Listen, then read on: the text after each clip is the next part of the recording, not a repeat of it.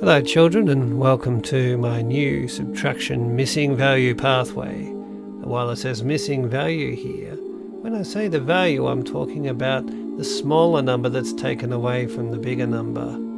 Mathematicians call that the subtrahend, but we'll just call it the missing value. How does this work? Well, the path goes this way. It starts off as fairly simple but gets more difficult or complex as you progress along the pathway all the way to level 15, or step 15 as I call it.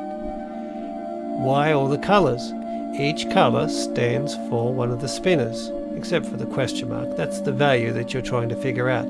But the light green here stands for the light green spinner that you flick to generate a number. And the light purple spinner. Dark purple, the dark purple spinner, and the dark green spinner. So by using these spinners, you don't need to use dice, you don't need to use decks of cards. You just need a pencil, a paper clip, and a bit of a flick, and you can generate all the questions you need to practice all your subtraction. How about we give it a bit of a try? I'll show you how these spinners work. Let's say I was looking at,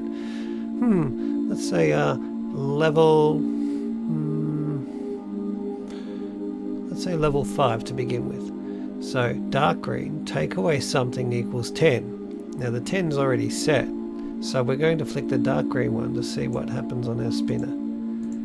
So just a moment while I get the spinner flinging. Away it goes, and we get 30. So 30, take away something, equals 10. And I happen to have an example question written here to show you the sorts of questions that each step makes. When you see two spinners or two colours like this one here, that means you're adding the two different values that you spin.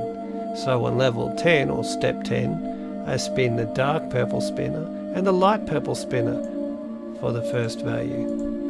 So let's try that. I spin and I get, that's 90. I get 90 and whatever I spin on the light purple spinner. Just one moment while I fiddle with this. 99. Take away something equals, and then I can use these spinners to make the difference, or the answer, what we have left over. 30 and